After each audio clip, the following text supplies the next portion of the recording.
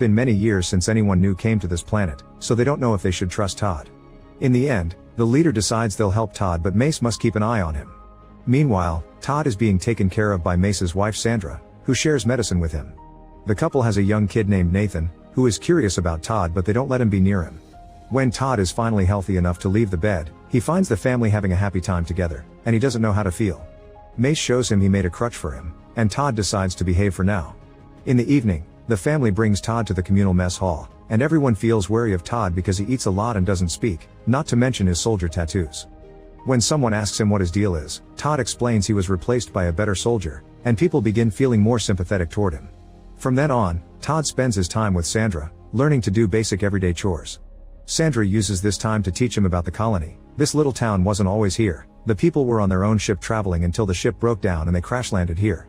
It happened 3 years ago and help never came, but Sandra doesn't mind because nobody bothers them here and they live in peace. Meanwhile, Malcolm reveals he has been watching the Arcadia system and wants to set up monitoring stations there. He also wants to send out his new soldiers to patrol. If there are any refugees or minors, they will be officially classifiable as hostiles, which Church doesn't approve of. Back in Arcadia, Sandra is taking care of the gardening and shocks Todd by teaching him how to plant a sprout.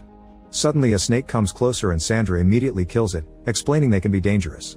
One bit Nathan once and he was sick for a long time. He is better now, but he can't talk because of it.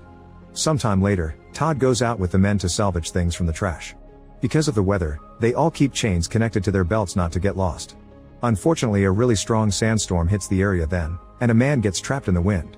The guys start pulling at the chain before their friend is blown away into an old machine, but they aren't strong enough to defeat the wind.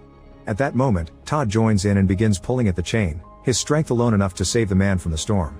During the struggle, someone drops a weapon and Todd picks it up, but the men immediately ask for it back while